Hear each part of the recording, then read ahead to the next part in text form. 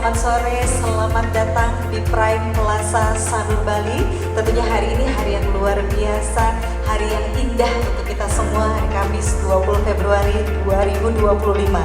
Senang sekali saya Yumi Hari bersama-sama dengan Anda tentunya dalam acara Bali Hospital Exhibition Pharmacist Learning and Refreshment Second Edition dengan tema Innovation and Transformation in Hospital Pharmacy Practice. Boleh dong tepuk tangannya.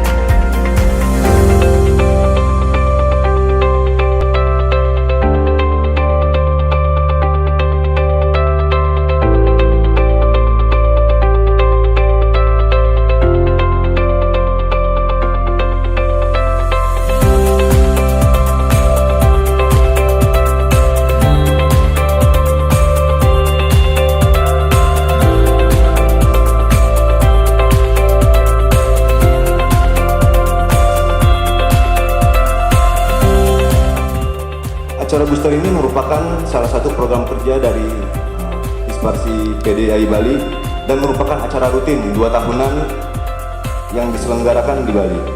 Acara ini diselenggarakan dalam rangka meningkatkan pengetahuan dan keterampilan tenaga kesehatan di bidang farmasi, khususnya di bidang farmasi rumah sakit. Seminar ini juga bertujuan untuk memfasilitasi pertukaran informasi dan pengalaman antara para ahli dan praktisi di bidang farmasi.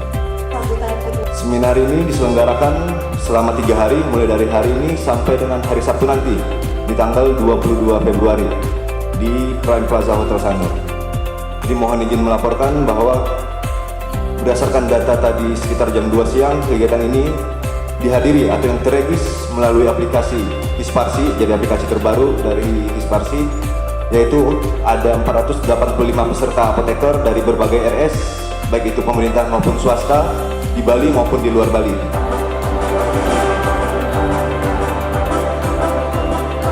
Kesehatan Kemenkes Republik Indonesia, Ibu Apoteker Rizka Anulisya. Terima kasih saya ucapkan untuk Ibu spesial karena sudah berkenan hadir tengah-tengah kesibukan Ibu yang luar biasa sekali. Jadi ini merupakan suatu kehormatan bagi kami di Isparsi Bali. Siang hari ini kita bisa berkumpul dalam kegiatan acara booster yang kita selenggarakan tepat pada hari ini 20 Februari 2025. Dapat saya laporkan di sini bahwa booster merupakan kegiatan rutin dari Isparsi Bali, dari pengurus BD Isparsi Bali, Bali Hospital Exhibition Pharmacist Learning dan Refreshment.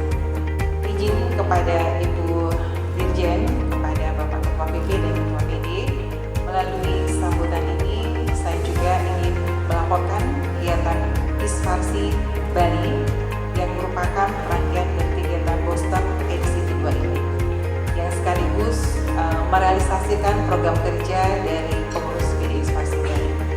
Jadi pada bulan November 2024 Isparsi Bali mengadakan penyuluhan serentak ke seluruh rumah sakit di Bali, baik dari rumah sakit pemerintah atau rumah sakit swasta, di mana kita mengadakan penyuluhan tentang bijak menggunakan antibiotika. Jadi kegiatan ini dilakukan selama sepekan, diikuti oleh kurang lebih 30 rumah sakit. Ini adalah salah satu program kerja unggulan kami di Bali, dan bagaimana cara kami meningkatkan semangat teman-teman yang bekerja di rumah sakit, baik itu di swasta dan di Bali. Dan kami buktikan pada kesempatan pagi hari ini, Bapak Ibu ya, dari banyak yang hadir dan juga semangatnya untuk bisa menghadiri kegiatan hari ini. Sambutan oleh Ibu Dirjen Farmakes yang akan dilanjutkan sebagai keynote speaker dengan materi Innovation and Transformation in Hospital Pharmacy Practice yang nanti juga akan langsung disampaikan oleh beliau, dan nanti setelah itu akan dilanjutkan membuka acara pada hari ini. Kita semua, Om Swastiastu, Namo Buddhaya, salam kebajikan, salam sehat untuk kita semua. Pak Agus Adrianta, Ketua IAI, Pak Warsike, Pak Ruslan, Mbak Dewi, perwakilan dari Dinkes Provinsi Bali yang hadir pada siang hari ini, para sejawat apoteker yang sudah hadir, baik yang dari Bali maupun yang dari luar kota. Tentunya kita semua mengucapkan puji syukur kehadirat Tuhan Yang Maha Kuasa karena kita dapat berkumpul siang hari ini di tempat yang indah, terutama Pak, khususnya kalau di kota Bali tidak ada yang nolak kalau disuruh ke Bali, kecuali kalau yang gak bisa meninggalkan pekerjaan. Teman-teman sejawat apoteker yang saya cintai, saya banggakan, kita saat ini menghadapi berbagai permasalahan di bidang kesehatan, di mana kita dituntut untuk bekerja, berinovasi, berkontribusi di segala bidang, khususnya untuk kita berupaya meningkatkan derajat kesehatan masyarakat Indonesia dengan segala keterbatasan sumber daya yang kita miliki. Kalau saya melihat semangat teman-teman apoteker yang ada di sini, semuanya masih muda-muda gitu ya, masih bersemangat dalam berinovasi, dan juga hari ini tema yang diusung adalah inovasi dan transformasi di farmasi rumah sakit. Saya masih menunggu, jujur saya masih menunggu inovasi-inovasi yang bisa teman-teman sampaikan, teman-teman wujudkan untuk meningkatkan pelayanan kesehatan. Bukan hanya pelayanan kefarmasian ya, yang berdampak pada peningkatan pelayanan kesehatan. Di dalam Undang-Undang 17 tahun 2023, kita telah menekankan bahwa kewajiban untuk menyediakan perbekalan kesehatan, apakah itu obat, apakah itu BMHP, alat kesehatan yang merata, terjangkau di seluruh masyarakat Indonesia, di setiap pelayanan kesehatan di seluruh Indonesia, yang dibutuhkan setiap saat tersedia dalam jumlah yang tepat, dengan mutu yang baik. Nah, ini tugas utama dari teman-teman apoteker yang ada di pelayanan kesehatan. Tetapi masih banyak sekali kita jumpai pelayanan kefarmasian yang tidak ada apoteker. Apotek yang tidak ada apotekernya, tidak ada konseling dari apotekernya, tidak ada medication care atau pelayanan kesehatan yang diberikan oleh apoteker yang selalu menuntut haknya sebagai tenaga kesehatan. Tantangan bagi kita semua. Terus Anda bilang, Bu, ini kita bicara konteksnya hospital farmasi ya Bu. Tapi bukan berarti hospital farmasi hanya ngurusin di rumah sakitnya saja. Bukankah kita semua sudah sepakat bahwa seamless pelayanan farmasi? Artinya pelayanan farmasi yang berkelanjutan, yang tidak ada border antara pelayanan kesehatan di rumah sakit maupun pelayanan kesehatan primer, apakah itu di komunitas maupun di puskesmas, apakah itu di klinik maupun di apotek-apotek. Nah, bagaimana hospital farmasi juga dapat berinovasi agar supaya apotek yang ada di sekitarnya, which is sudah perpanjangan tangan dari rumah sakit, itu juga comply, patuh terhadap regulasi-regulasi, terhadap profesi, tanggung jawab profesi yang benar. Nah, yang berikutnya adalah saya masih belum mendapatkan inovasi-inovasi yang menunjukkan bahwa peran dan intervensi apoteker dalam pelayanan kesehatan dapat menurunkan biaya pengobatan yang signifikan dan meningkatkan efikasi bagi pasien, kecuali di rumah sakit swasta.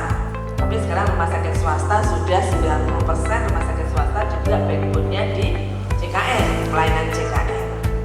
Nah, bagaimana upaya dari hospital farmasi ini dalam meningkatkan efektif dan efisiensi penggunaan obat-obatan perbekalan kesehatan ini, obat-obatan dan BMHP, sehingga kita dapat menekan kos dari biaya obat ini dan tentunya tidak akan merugikan rumah sakit. Menjadi sama dengan teman-teman sekarang yang semuanya ada di sini, bisa menikmati akses informasi dengan cepat, bisa menikmati akses peningkatan. Semua teman-teman tergugah untuk melakukan transformasi, untuk mengembangkan bukan hanya yang ada di kota-kota besar, melayani kefarmasian, tapi di semua daerah di Indonesia, sebagaimana janji kita, janji profesi apoteker. RSI, Bapak DRSI DRD Warsika, PTFM. Saat lagi kita akan bersama-sama menyaksikan proses ini, Bapak dan Ibu. Kita akan hitung bersama-sama ya. Sesaat lagi, mohon Ibu, Bapak Ibu kita hitung bersama-sama. 3, 2, 1.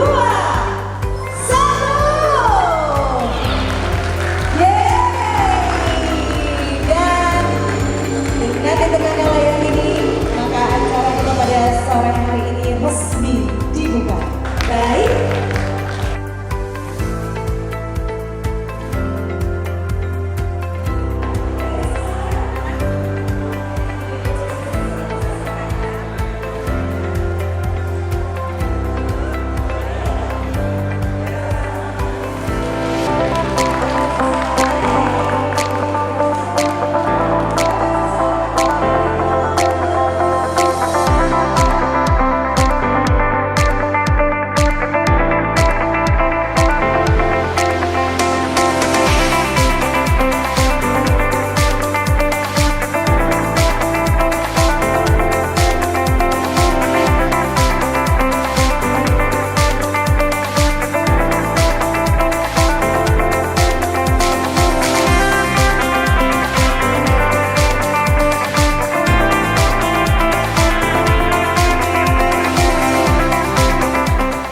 penuh kelimpahan dirahmati oleh Tuhan Yang Maha Esa.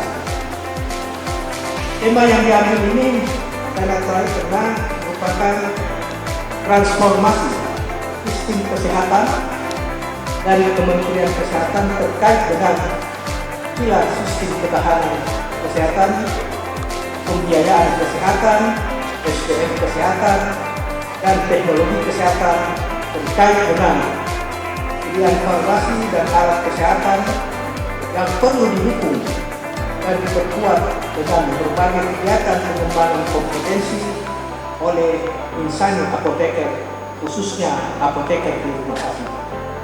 Saya merasa bangga Isparsi Bali memiliki kegiatan-kegiatan rutin ya. Bahkan sudah ada tema yang setiap tahun dapat diadakan. Jadi dalam acara ini saya lihat tagline yang paling bagus di acara ini adalah apoteker Nusantara adalah apoteker masa depan. Ya. Jadi seiring dengan perkembangan dan adanya transformasi yang tercermin dalam berbagai regulasi dan rencana pemerintah ke depan, kita sebagai apoteker harus bisa menyesuaikan dan beradaptasi dengan baik. Tema transformasi pada tema hari ini salah satunya adalah kesiapan kita sebagai apoteker rumah sakit dalam meningkatkan kualitas sesuai perkembangan zaman dan juga menentukan pasar, hingga kami dan Isparsi Pusat senantiasa berusaha untuk mendorong rekan-rekan apoteker rumah sakit menyiapkan diri. Terkhusus regulasi terkhusus regulasi baru berkaitan dengan apoteker spesialis rumah sakit dapat menyiapkan diri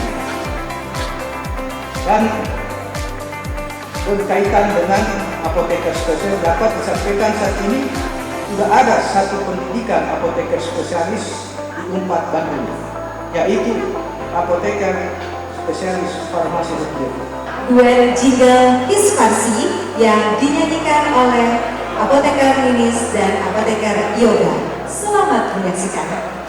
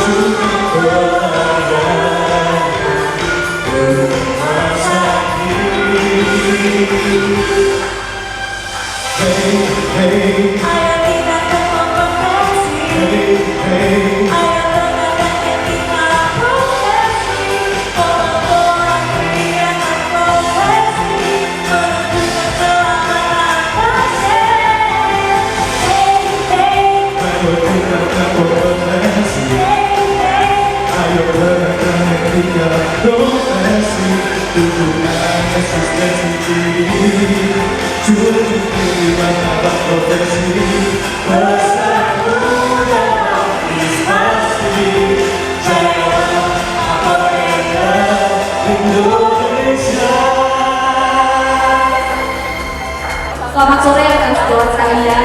Izinkan saya Apoteker Winda Gustienda akan membantu memandu acara talkshow kita di sore hari ini.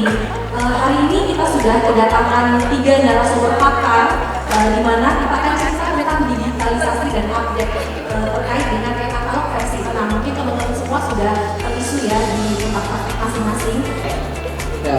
Sehingga di dalam draft Permenkes yang baru akan mengeluarkan Permenkes karena undang-undang sudah ada. Nah, untuk harga obat mungkin buat teman-teman industri ya. Saat ini kan kita selalu memiliki hanya harga acara tinggi. Tetapi ketika kami sudah mengkaji, terutama untuk obat-obatan sakit, obat-obatan yang generik ya, kalau yang generik katakanlah yang generik dulu ya, yang generik aja itu sebenarnya kita lebih murah.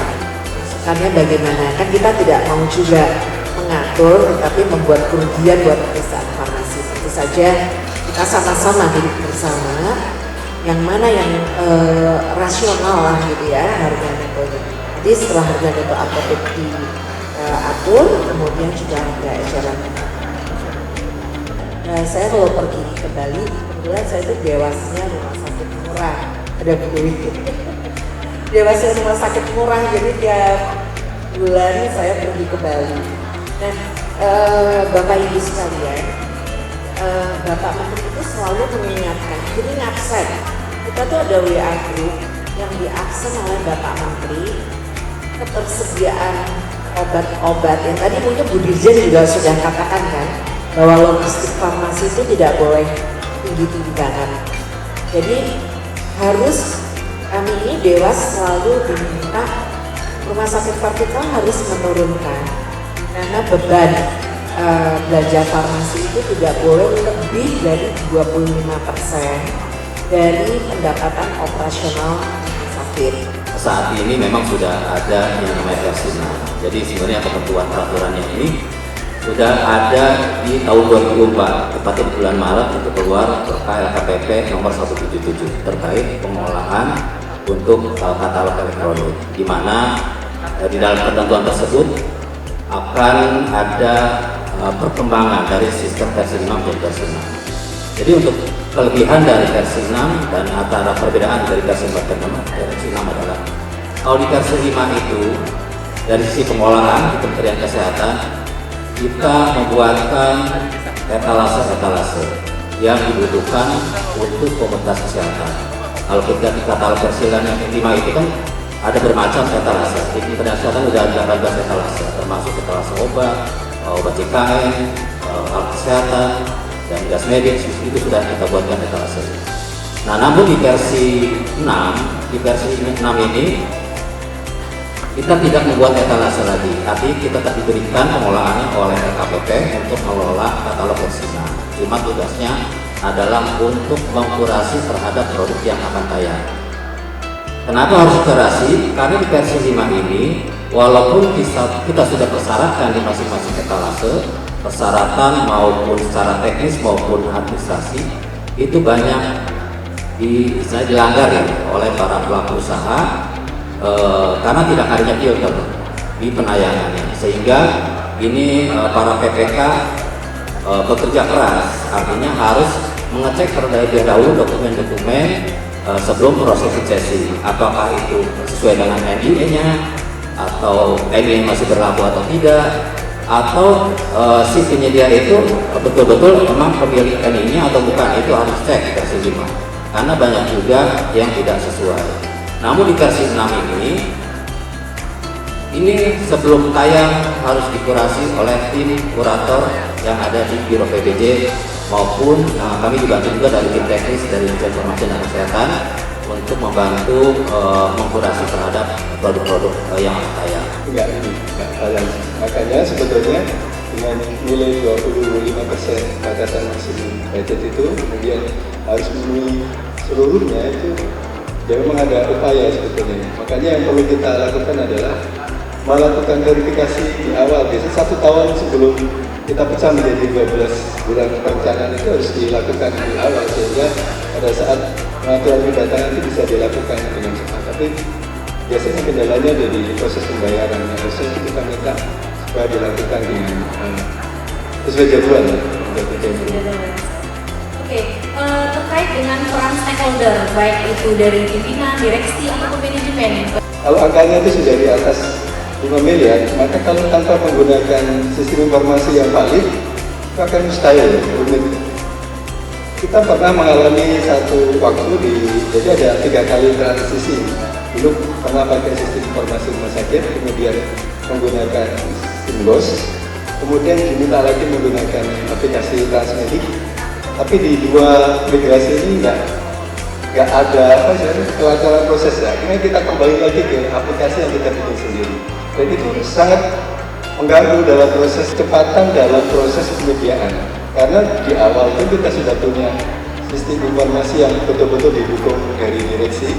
Bagaimana itu dari tim perencana di farmasi, kemudian secara otomatis masuk di tim ULP, kemudian di ULP nanti review mulai dari mana yang ketersediaan ada di e-katalog, kemudian nanti dikonfirm lagi dengan bagian keuangan berupa kecukupan anggaran, kemudian nanti baru di-ACC-kan ke direksi. Kalau sudah begitu bisa datang tepat waktu. Sempat menyampaikan sekilas tentang perbedaan katalog versi 5 dan versi 6, di mana perbedaannya ada di kurasi produknya. Bayangan saya, apakah dengan adanya penambahan kurasi produk untuk pendaftaran produk baru di e-katalog itu artinya akan lebih susah dalam proses pendaftarannya? Sangat mudah sih Bu, dengan versi sama dengan versi 5. Artinya kita kurasi dulu, jadi tidak bisa langsung tayang produk yang Bapak Ibu nanti akan tayangkan.